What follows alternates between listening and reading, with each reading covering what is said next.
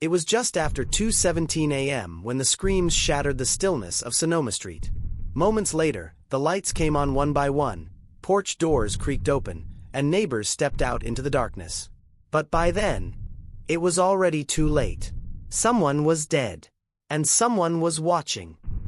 Sonoma Street, nestled in the quiet heart of Glendale, California, had always been the kind of neighborhood where people left their doors unlocked and borrowed sugar from next door. A place where nothing ever happened, until something did. That something was the brutal slaying of real estate agent Marissa Hall, found stabbed 13 times in her own living room on a warm July night. But what stunned investigators even more than the ferocity of the attack was that Marissa had seen it coming. 6 weeks before her murder, Marissa had confided in her best friend, Natalie Pierce, whispering over wine in her softly lit kitchen. "If anything happens to me, it won't be an accident. I know who it will be. I just can't prove it yet." Natalie thought she was being dramatic. Marissa did have a flair for theatrics. But she never imagined those words would echo so chillingly just weeks later. Now, with a town in shock and police scrambling for answers, the case quickly drew media attention, not just for the horror of the crime, but for what was missing. There were no signs of forced entry, no valuables stolen, no fingerprints left behind. The killer, it seemed, had known Marissa intimately. Detective Eli Navarro, a seasoned but cynical officer with a reputation for solving cold cases, was assigned to lead the investigation. He wasn't interested in the media circus or the whispers around town. He cared about one thing: motive. And Marissa's life, as he would soon discover, was full of them. A successful, attractive woman in her late 30s, Marissa had made as many enemies as friends. Her cutthroat deals in the real estate world had left several bitter colleagues behind. Her love life, tangled and messy, had ended in a bitter divorce just 8 months prior. And then there was the anonymous letter found in her mailbox 3 days before she died. "I know what you did. You'll pay for it. Soon." But it wasn't just a threat. It was a promise.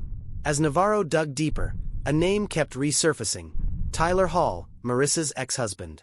The same man who had vanished from town 2 months ago. The same man whose fingerprints were found on a broken wine glass in her home the night of her death. The same man whose alibi was full of holes. But Navarro wasn't ready to make an arrest. Not yet. Something didn't fit. And when he visited Tyler's abandoned apartment, he found something that changed the direction of the case entirely. A hidden journal, filled with obsession, regret, and rage. She destroyed everything. My job, my name. And now she acts like she's innocent? If she won't pay in court, she'll pay in blood. Navarro knew now, this wasn't just a random killing. This was revenge. And it was only just beginning. But just as Navarro prepares to hunt down Tyler, a shocking call comes in from the morgue. The coroner has found something. Something that proves Tyler couldn't have killed Marissa. So if Tyler didn't kill her, who did? Tyler Hall couldn't have killed her, the coroner said. He was in a hospital bed, unconscious, the night Marissa died. There's a police report. A car accident, severe concussion, broken ribs. He was in a medically induced coma for 72 hours. Detective Eli Navarro stared at the report in disbelief. He reread it, his mind struggling to keep up with what this meant. The man everyone assumed had the clearest motive, the man whose fingerprints were in her house, couldn't have killed her. Which begged one very uncomfortable question. Why were his fingerprints there at all? Back at the precinct, Navarro pinned Tyler's photo on the board and drew a red X through it. A dozen other faces stared back at him. Friends, business partners, ex-lovers. Each with possible motives. Each with secrets. But one face stood out more than the rest. Ben Maddox, Marissa's former business partner. Ben and Marissa co-owned Hall and Maddox Realty for nearly 5 years before a very public falling out last spring. Rumor had it she forced him out of the company, accused him of embezzlement, and filed a restraining order after a nasty confrontation in the office. When Navarro visited Ben's home, he found a man on the edge. "I didn't kill her," Ben spat, pacing his living room. "I hated her guts, but I didn't kill her. I was in Arizona the night she died. Visiting my sister. She'll confirm it." Ben's alibi checked out. Airline receipts, texts, even selfies with his niece in Sedona. Another lead going cold. Frustrated but undeterred, Navarro returned to the crime scene. Something gnawed at him. Why had Marissa been barefoot when she died? Why was the wine bottle still open on the table? Why were the blinds drawn before sunset? Then he found it. Hidden beneath the baseboard heater in the hallway, wedged between two panels, was a tiny cylindrical microphone. A wiretap. Marissa had been recording someone. Navarro raced back to headquarters and requested a forensic sweep of the house. The team discovered 4 more bugs, 2 in the living room, 1 in the bedroom, and 1 near the kitchen window. All discreet, all expertly hidden. She hadn't just been afraid. She had been building a case. And someone found out. Back in evidence, Navarro finally got access to Marissa's locked cloud drive. The files were chilling. Audio recordings, conversations filled with tension, threats, and paranoia.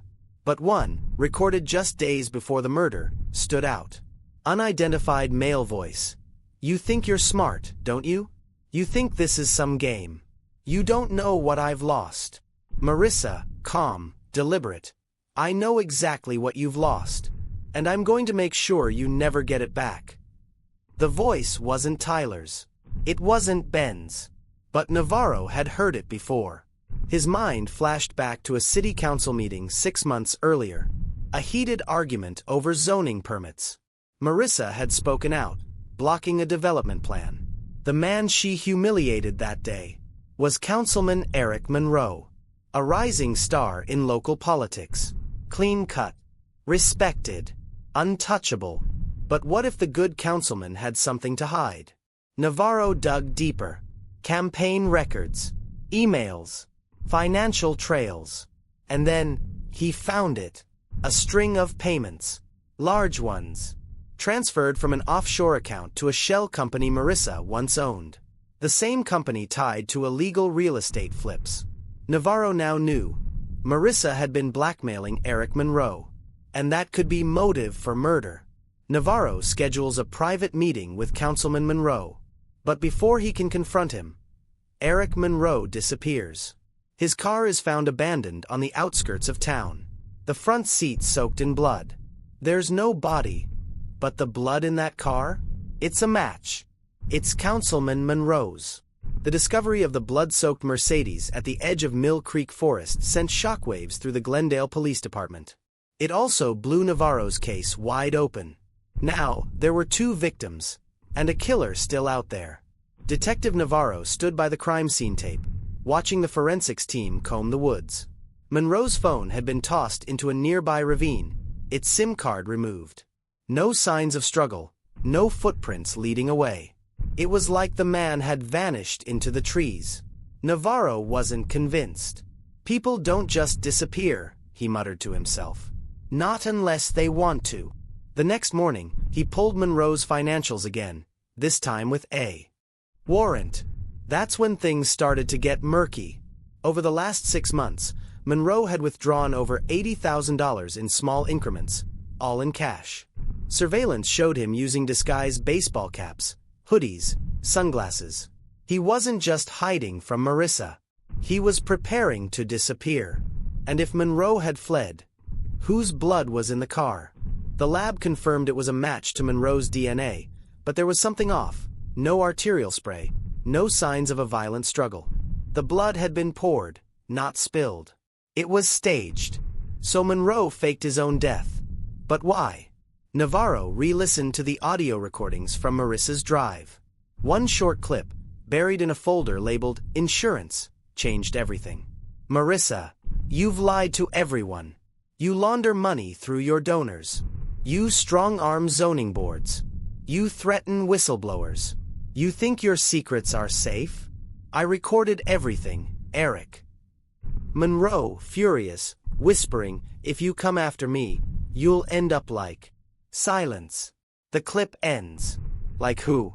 Navarro contacted Natalie Pierce, Marissa's closest friend, hoping she could help fill in the blanks. Over a quiet lunch at a corner cafe, Natalie hesitated, then finally spoke. "There was someone else," she said. "A guy named Shane. Shane Corbin. He was a contractor Monroe worked with. He and Marissa were close. Not romantic, but she trusted him. Navarro found Shane's file. He'd gone missing 9 months earlier. Ruled a probable suicide. Car abandoned by a lake. No body ever recovered. Another disappearance. Navarro started connecting dots. Shane had worked on several construction projects tied to Monroe's political donors. The same shell companies Marissa had investigated. Shane disappears. Marissa starts digging. Monroe gets blackmailed. Marissa ends up dead. Monroe vanishes in a cloud of blood. It was all too perfect. Navarro made one final stop that night. Marissa's storage unit, which Natalie had just remembered existed. Hidden under a tarp inside a locked crate was a single worn box of documents. Receipts, photos, audio files, and something else. A key. It was labeled simply, Sonoma Street, back house. Navarro's heart skipped. Marissa's property had an old guest house. It was rarely used. Hadn't been searched. He drove there immediately, flashlight in hand, the street eerily silent. He unlocked the back door. The smell hit him first. Mildew, copper, dust. Then he saw it. A wall covered in photographs. Every picture was of Marissa. Candid. Taken from a distance. Through windows. From across the street. Some even from inside her house. And in the middle of the wall, a photograph of Navarro. Standing outside the precinct. Watching him. Someone has been watching not just Marissa, but the investigation itself. Navarro isn't hunting the killer alone. The killer is watching him, too. I've seen Obsessed before, Navarro whispered, staring at the wall of photos. But this is something else. The photos weren't just voyeuristic, they were clinical, catalogued, labeled with dates and times. Some had annotations in tight, slanted handwriting. 10:12 p.m., she cried again. 2:06 a.m., checked back door, left unlocked. Navarro arrived, watching him too. Whoever had lived here, they hadn't just been watching Marissa. They'd been studying her, controlling her, waiting for the right moment to strike. And now they were watching Navarro. He felt the hair on his arms rise. He backed out of the room slowly, called it in. Forensics would sweep the place, but his gut told him the person who'd built this shrine was long gone. What he needed wasn't evidence now. It was answers. One name kept circling back. Shane Corbin, the contractor who disappeared. The man who might have been the first to see through Monroe's corrupt empire. And maybe, the one who'd warned Marissa. Navarro did something that broke every rule in the book. He called an old hacker friend, Jamie Quinn, a digital forensics freelancer who'd helped him crack a child trafficking case years ago. Within hours, Jamie found something buried in Shane's deleted cloud storage. A single video file. It was grainy, filmed in what looked like a dark basement. Shane, sitting on a metal stool, eyes darting to the camera, whispered, "If you're watching this, I'm probably gone. Monroe's not the only one involved. There's someone else. He doesn't talk. Just watches. Knows everything. I think he was ex-military. A cleaner. A ghost."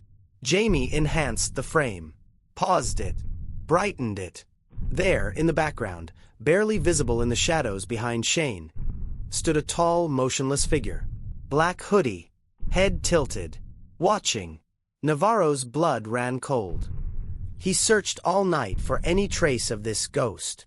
If Marissa had been blackmailing Monroe, and Shane had been silenced, then this man was the final link. The one pulling strings in the shadows. A professional. A killer. The next morning, Navarro visited Monroe's campaign office, now abandoned. He dug through discarded paperwork and found what he was looking for, an invoice. Paid in cash. For security consulting. The name. Declan Rains. A former Navy intelligence operative turned private fixer. Specialized in surveillance, intimidation, and cleanup. Navarro ran his record. Declan Rains had been investigated by the FBI 3 times. Never charged. No address. No phone. Just whispers. Back at the precinct, Navarro brought Natalie Pierce in again. "Does the name Declan Rains mean anything to you?" he asked. Her face went pale. Her hand trembled as she sipped her coffee. "Oh God," she said. "I didn't think. I thought he was just someone she dated. He came around once or twice. Never said much. But he gave me this." She reached into her purse and pulled out a flash drive. "Marissa said if anything ever happened to her, give this to you." Navarro plugged it in. The screen flickered. A single video file, dated 3 days before the murder. Marissa sat in her living room, a glass of wine in her hand. She looked right into the camera and said, "If this gets to you, Navarro, I was right. Declan's back. He thinks I don't remember what happened in Kabul. But I do. I never told anyone, until now. He killed a man. And he thinks no one saw. He's not here for Monroe. He's here for me. Because I saw everything." Marissa wasn't just a victim. She was a witness. And Declan Rains kills to erase witnesses. "Declan Rains isn't a suspect," Navarro muttered as he stared at the board. "He's the weapon. Someone else aimed him." The flash drive Marissa left behind cracked the case wide open, but it also set it on fire. If Declan Rains was operating as a freelance cleaner, someone had hired him. And if Marissa had uncovered something in Kabul, a black ops scandal, maybe even war crimes, then this wasn't just about real estate corruption anymore. It was a kill order. Navarro knew the FBI would shut the investigation down if they caught wind of the Kabul connection. Too sensitive. Too dangerous. But he also knew Marissa's story wasn't fiction. She had seen something. Something that made her dangerous. And someone had sent Rains to silence her. So Navarro took a risk. He leaked a false lead to the press. An anonymous tip claiming a suspect had been seen near an old safe house tied to Monroe's campaign. It was bait. And it worked. That night, Navarro waited from the shadows, across the street from the boarded-up property on Piermont Avenue. At 1:14 a.m., a figure emerged from the darkness. Black hoodie. Gloves. No phone. No hesitation. Declan Rains. Navarro followed him, careful, invisible. The man moved like smoke. Through alleys, over fences, under streetlights without casting a shadow. He wasn't just trained. He was untouchable. Until he slipped into an abandoned factory off Redstone Boulevard. Navarro crept inside. Gun drawn. No backup. The silence inside was crushing. Old pipes dripped. Metal groaned. And then, a voice. "You should have stayed out of this, detective." Navarro spun. Declan stepped from the shadows behind him, unarmed, calm. He wore a faint smile, almost pitying. "You have no idea what you've walked into." Navarro didn't lower his weapon. "Did you kill her?" Declan's eyes darkened. "I followed orders. That's all I've ever done." "Whose orders?" Declan stepped closer. Slowly, carefully. "She made enemies, Navarro. Bigger than Monroe. People in suits who don't carry guns. They carry secrets." He reached into his jacket. Navarro tensed. But Declan pulled out a flash drive. "Want the truth?" he said, tossing it to the ground. "It's all there. Her files. The Kabul footage. She sent it to me first. Insurance." Navarro grabbed it. Heart pounding. "I didn't kill her," Declan said. "But I know who did." Navarro's grip tightened on the gun. "Tell me." Declan's expression shifted. A flicker of regret. "You won't believe me." And then, gunfire. A single shot ripped through the factory. Declan dropped instantly, blood blooming from his chest. Navarro dove for cover, returning fire blindly. Someone else was there. Someone with a silencer. Someone who wanted Declan dead before he could talk. Navarro dragged the wounded man behind a stack of crates. Declan coughed blood, eyes fluttering. "They knew I'd come here," he gasped. "They're watching everything." "Who?" Navarro shouted. Declan's hand trembled. He mouthed a name. barely audible. Then he went still. Dead. Sirens in the distance. Backup, too late. Navarro slid the flash drive into his pocket. He had only one option now. Go dark. Off the grid. And find the person Declan named. But there was one problem. He'd recognized the name. It was someone inside the department. The real mastermind isn't outside the law. He is the law. He was right here the whole time, Navarro whispered. Right in front of me. Declan Rain's final word echoed in Navarro's mind like a death knell. The name he uttered, soft, rasping, and unmistakable, wasn't a criminal, a hitman, or some shady figure from the black market. It was Captain Julian Mercer, Navarro's commanding officer, his mentor, a man who'd led Glendale PD for nearly 2 decades with a polished smile and a reputation for justice, and a man who now had a body count behind his badge. Navarro didn't go home, didn't go back to the precinct. He disappeared into an old motel on the outskirts of town and plugged in Declan's flash drive. The files were explosive. Documents, emails, grainy video from Afghanistan. The footage showed a black site incident, unlawful interrogation, followed by an execution. Among the soldiers, Declan Rains. But it wasn't Rains who pulled the trigger. It was Mercer. A younger, meaner Mercer. In fatigues. No badge. Just a mission. And standing in the background, watching, trembling, holding a camera, was a young, embedded journalist. Marissa Dane. She'd been there. That's what she remembered. That's what she tried to bury. That's why Declan had come back. To warn her, to protect her. And Mercer? He had every reason to erase her. Permanently. Navarro knew he couldn't take this to internal affairs. Mercer had eyes everywhere. He needed proof. He needed him on tape. So he did what Marissa had done. He recorded everything. Navarro set the trap. He returned to the precinct under the guise of surrendering the case. Told Mercer he was dropping the Monroe investigation. Claimed to have lost the flash drive in the chaos at the factory. Then invited Mercer to celebrate his return to the force at an old warehouse Navarro claimed was a crime scene tied to Monroe's campaign. A lie. But Mercer came. Just after midnight, Navarro waited in the dark, a body cam running beneath his jacket. Mercer arrived alone. Confident. Cold. You figured it out, huh? Mercer said with a grin. You're better than I thought. You killed her, Navarro said. You killed Shane. You even had Declan silenced. Mercer shrugged. Collateral damage. She stuck her nose into things that didn't concern her. The past is meant to stay buried, detective. She had evidence. I know. That's why she's gone. That's why you'll disappear too, if you're not smart. Navarro stepped forward, keeping his voice calm. And Monroe.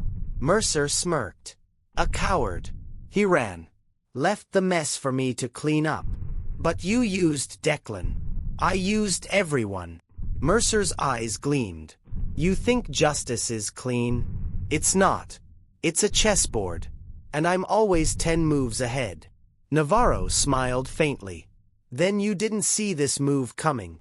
He stepped aside, revealing a squad car's flashing lights through the warehouse window. 4 officers entered. Guns drawn. Navarro's body cam light blinked red. Mercer's face dropped. His hand moved toward his jacket. Don't! Navarro barked. But it was too late. A single shot rang out. Mercer dropped. A bullet through the shoulder. He wasn't dead. But he was done. The officers cuffed him, reading him his rights. Navarro stood over him, eyes burning. You killed her, he said. But she still brought you down. Epilogue. 1 year later, the city of Glendale held a candlelight vigil on what would have been Marissa Dane's 35th birthday. Captain Mercer faced life in federal prison for conspiracy, murder, and war crimes. Monroe was found hiding in Belize, extradited, and charged with obstruction of justice. Navarro stood at the edge of the vigil, staring at a framed photo of Marissa, surrounded by candles and yellow roses. Natalie stepped beside him, gently placing a single white rose at the base. She was brave, she whispered. She was unstoppable, Navarro replied. As he walked away into the night, one phrase echoed in his mind. Deadly revenge didn't start with murder. It started with truth, and ended on Sonoma Street. Justice found its way out of the shadows. But some ghosts never stay buried.